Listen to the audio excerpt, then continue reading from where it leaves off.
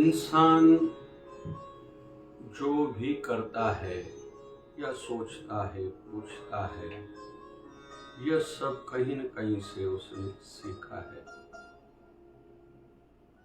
अंत में करने का ही फल उसको मिलता है। अच्छा करेगा अच्छा फल मिलेगा, बुरा करेगा बुरा फल मिलेगा। और इंसान जो भी सीखता है, जैसे बचपन में माँ के संस्कार बच्चे में आते ही हैं, ऑनेस्टी हो या बेईमानी हो, हंसना हो या गुस्सा करना हो, फिर पिताजी से और घर के कई सदस्यों से, और फिर स्कूल, ट्यूशन, फ्रेंड सर्कल के माध्यम से उसकी सोच बनती जाती है। वो वैसे कर्म करता जाता है और वैसा ही उसको फल मिलता जाता है। लेकिन यह भी सत्य है कि जैसे कोई बच्चा जन्मते ही हंसता बहुत है, कोई रोता बहुत है, कोई खिलाने में खुश होता है, कोई छीनने में खुश होता है। तो जैसे कोई बच्चा विकलांग पैदा हुआ है, मतलब पिछले जन्म के उसने कुछ कर्म किए होंगे, ये धर्म के आधार पर कहा जा रहा है। तो दंड के रूप में उसको इस जन्म में वो बीमारी, वो तकलीफ सामने आई है। वैसे ही स्वभाव भी पिछले जन्मों के कर्मों का मिश्रण है। हम सबकी सोच, आचरण, ये पिछले जन्म का भी उसमें मिश्रण है, प्रभाव है। हमने जैसे कर्म किए थे, या श्रीमद् भगवद गीता को आधार माने तो जैसे हम लोग रात को सोए थे, जो सोच के सोए थे सपने में वही आते हैं। जो प्राप्त करके सोए थे, हमने जेब में 1000 रुपये कहीं से लाए थे, रखे थे, तो सवेरे उठेंगे 1000 रुपये ही होंगे। वैसे ही पिछले जन्म में हमने जब शरीर त्यागा था तो हमारी सोच जैसी थी, वैसे ही इस जन्म में हमारे सोच पर प्रभाव उसका है। ये मिश्रण है, मिक्सचर है। इस जन्म के माँ बाप के संस्कारों का, वातावरण के प्रभाव का, हमने कहीं से क्या सीखा, पूछकर सीखा या अनजाने में सीखा। जैसे माँ बाप को देखता है बच्चा, पिताजी माँ को डांट रहा है, तो उसके अवचेतन मन में, सबकॉन्शियसनेस में यह स्टोर हो रहा है। या स्कूल कॉलेजेस में कोई बच्चा स्टाइलिश चलता है या कोई ज़्यादा पढ़ाई करता है, तो उसको इसने गहराई से देख लिया, वो अवचेतन मन में, सबकॉन्शियसनेस में उसके मन में आ गया, उसका कहीं न कहीं आगे चल के प्रभाव दिखाई देगा। तो हम जो देखते हैं, पूछते हैं, पढ़ते हैं, सुनते हैं, सीखते जाते हैं, जाने या अनजाने, चाहे या अनचाहे, और जैसे कर्म करते हैं वैसे फल मिलते हैं। तो जिंदगी में खुद को जब तक बदलेंगे नहीं, मतलब हम में बहुत कुछ बुरा भी होगा। कुछ लोग संकोचित सोच वाले रहते हैं, कोई विशाल हृदय वाले रहते हैं, कोई किसी को केवल गिराना चाहता है, कोई चाहता है मैं किसी को गिराऊं नहीं, केवल बचाऊं, उठाऊं। तो बहुत अच्छाई होने के बाद भी कुछ न कुछ दुर्गुण, बुराई या बुरी सोच हमारे मन में, हमारे अंदर रहती है, जिसको बदलना आवश्यक है। और दूसरी दृष्टि से कहें, हम सब अपने हालात, परिस्थितियों को बदलना चाहते हैं। जितना पैसा है, ज़्यादा बढ़े पैसा, जितनी प्रतिष्ठा है, मेरा नाम है, नाम और बढ़े, जितनी मेरी पढ़ाई है, नॉलेज है, और मेरी नॉलेज बढ़े, मेरा जो पद है यह बढ़े, और परिवार को लेके भी मेरे परिवार का जितना नाम था और बढ़े, मेरे परिवार में ज़्यादा पैसा हो, बिल्डिंग प्रॉपर्टी ज़्यादा हो, कार अच्छी हो, गाड़ियाँ ज़्यादा हो, शादियाँ या कोई भी कार्यक्रम हमारे घर की खास हो, हमारे परिवार का नाम बढ़े। तो हम बढ़ाना अगर चाहते हैं तो जितने हम योग्य हैं आज, उतना हमारे पास पद, पैसा, प्रतिष्ठा, पहुंच उतना है। अभी अगर हम बढ़ाना चाहते हैं तो खुद को बदलना पड़ेगा, नया सीखना पड़ेगा, जो बुरा सीखा हुआ है उसको छोड़ना पड़ेगा और नए सीखने में वृद्धि करनी पड़ेगी। रिटर्न के रूप में, फल के रूप में हम आगे बढ़ेंगे। तो आज हम लोग थोड़ा रामायण से सीखते हैं। राजा दशरथ ने आईना देखा, एक सफेद बाल देखा, निर्णय लिया, अभी मुझे राजपाट, पद सब छोड़ना चाहिए, अपने बड़े बेटे राम जी को देना चाहिए। हमें भी अपने जीवन के पड़ाव पर यह सोचना ही होगा, एक समय तक जो कर रहे हैं करना उचित है। कहीं तो भी रिजल्ट अगर अच्छा नहीं आ रहा, खुद डिस्टर्ब हैं या ऑनेस्टी से देखिए अभी हो गया, तो थोड़ा त्यागने का भी भाव होना चाहिए। दूसरों को भी अवसर, मौका, अपॉर्चुनिटी मिलनी चाहिए। और रिटायरमेंट का भी आनंद अलग रहता है। फिर रिटायरमेंट के भी जो काम हैं, कुछ अच्छा बड़ा परिवार के लिए, समाज के लिए, धर्म के लिए, राष्ट्र के लिए, मानवता के लिए सोचना चाहिए। ऐसा कईयों ने किया है। 72 साल की आयु में पहला हार्ट अटैक आया, फिर बाद में दूसरा, फिर तीसरा। प्रभुपाद जी अमेरिका गए थे, श्रीमद् भगवत गीता का और भगवान श्री कृष्ण का प्रचार किया, इस्कॉन संस्था का प्रचार प्रसार किया, जबकि उस समय कोई इतने साधन नहीं थे। लेकिन आज उनका शरीर नहीं है, लेकिन इस्कॉन संस्था को देख के खुशी तो होती है। रिटायरमेंट भी ये उन्होंने किया था। गुरुमत में देखते हैं, गुरु अमरदास जी 60 साल की आयु में गुरु शरण में आए। 70 साल की आयु में, कोई कहता है 72 साल की आयु में गुरु गद्दी पर आसीन हुए थे। पीठाधीश्वर तीसरे बाबा नानक के बने थे। तो बड़े बड़े कार्य करके गए। गुरु ग्रंथ साहब के संदर्भ में थॉट आया था, वो सेंचियाँ जो बंदियाँ पुरानी लिखी पड़ी थी उसको संभाल के रखा था।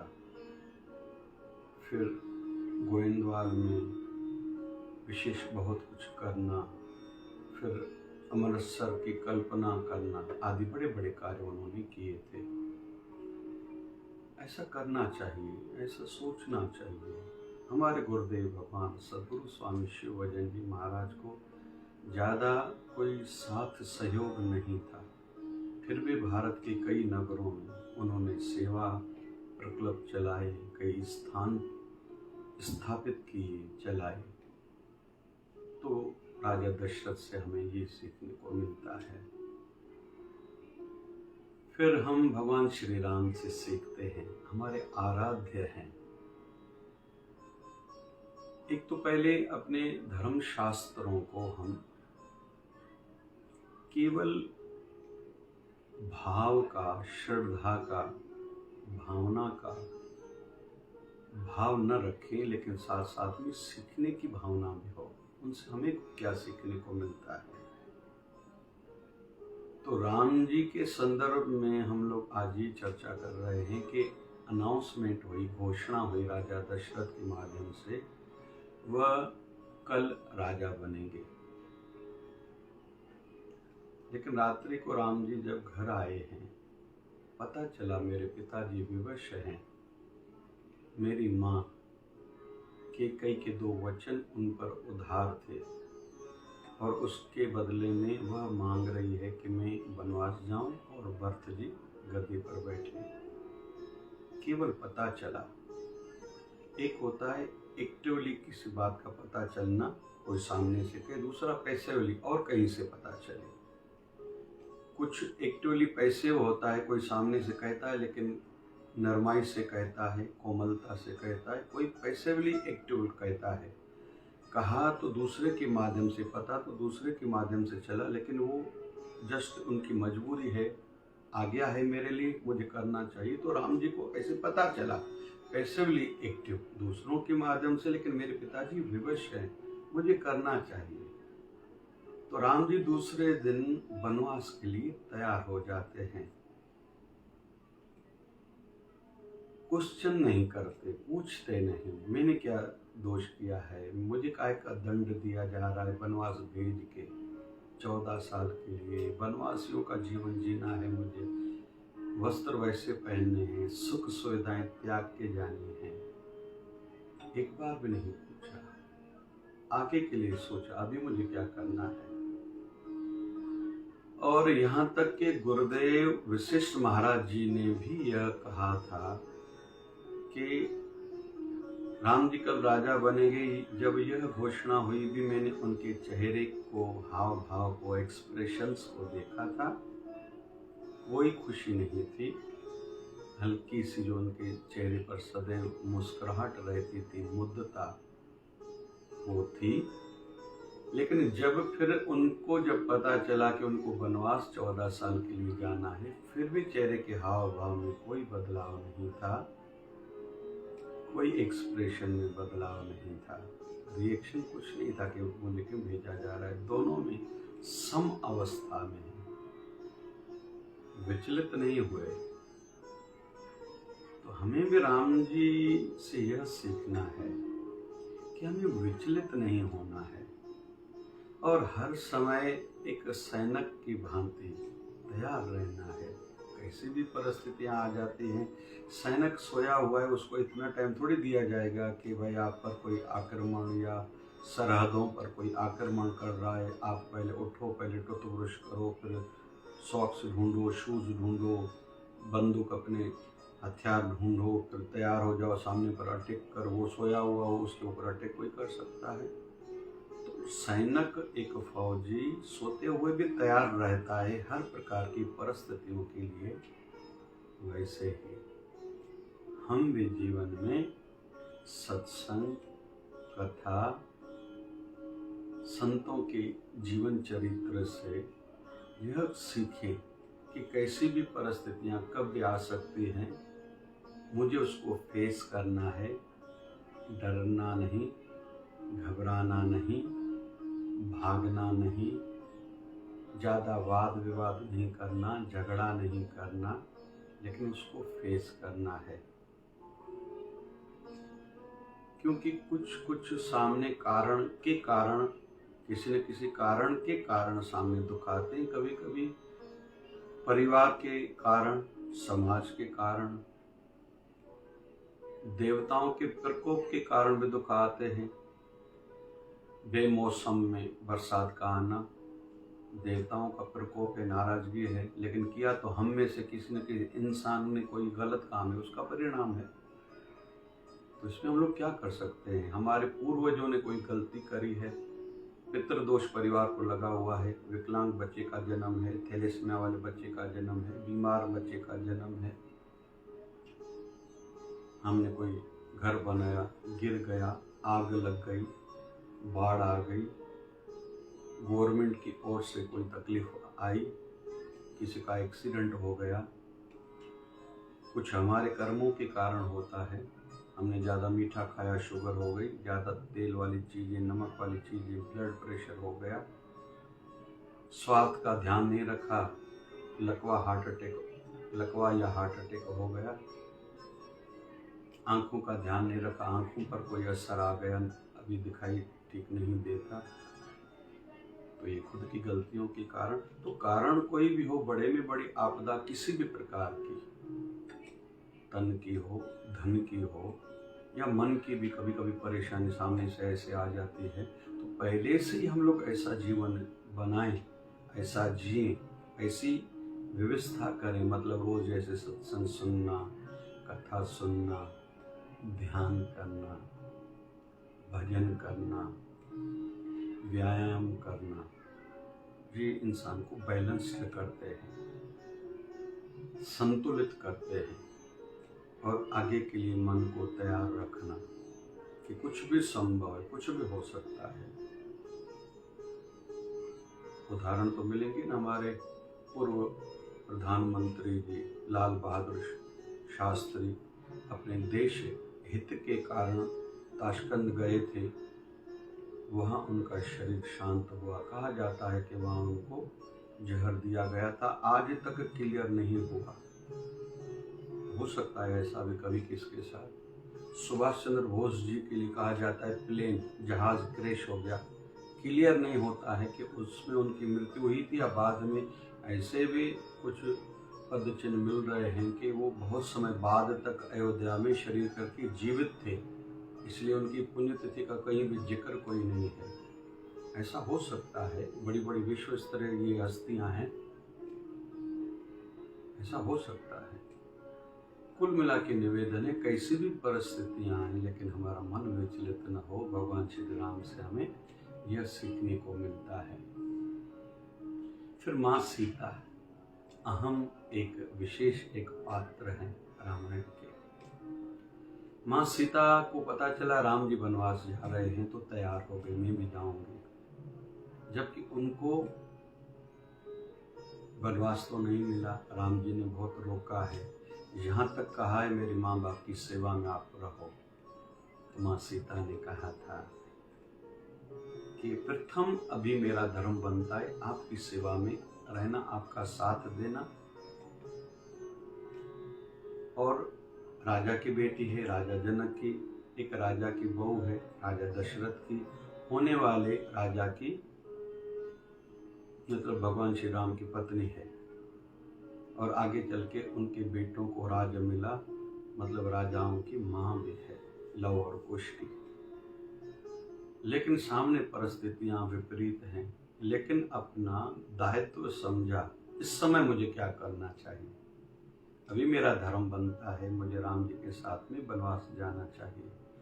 वैसे ही कभी भी कहीं भी हम जाएं, इस समय मुझे क्या करना चाहिए, एकदम हमारा माइंड वहां जाना चाहिए। इसने ऐसा क्यों किया, नहीं अपने मुझे क्या इसका फर्क पड़ता है या करना चाहिए, वो यहाँ तक बस समझने के लिए दूसरों को देखें। लेकिन घर में इस मोड़ पर मुझे क्या करना चाहिए, समाज में, राष्ट्र में, मानवता के लिए, सुख के दिनों में, दुख के दिनों में, गुरु दरबार में मेरा दायित्व क्या बनता है, फर्ज क्या बनता है, गुरु संस्थान के लिए मैं क्या कर रहा हूँ, मेरे माध्यम से मेरे गुरुवर का नाम ऊंचा हो, मैं विशेष कोई शिष्य बन पाऊँ, अच्छा बेटा बन पाऊँ, अच्छा भाई बनूँ, अच्छा देवर बनूँ, अच्छा पति बनूँ, अच्छी पत्नी बनूँ, अच्छी संतान बनूँ, आदर्श माँ बाप में बनूँ, आदर्श दादा दादी बनूँ, आदर्श पोता पोती बनूँ, नाती नातिन बनूँ, नाना नानी बनूँ। यह हर किसी को खुद ही सोचना है, मुझे इस समय क्या करना चाहिए। छुट्टियों के दिन हैं, क्या करना है, चतुर्मास है, मुझे क्या करना चाहिए, विशेष धर्म की दृष्टि से, भक्ति की दृष्टि से, दान पुण्य कर्म धर्म की दृष्टि से, स्वास्थ्य की दृष्टि से।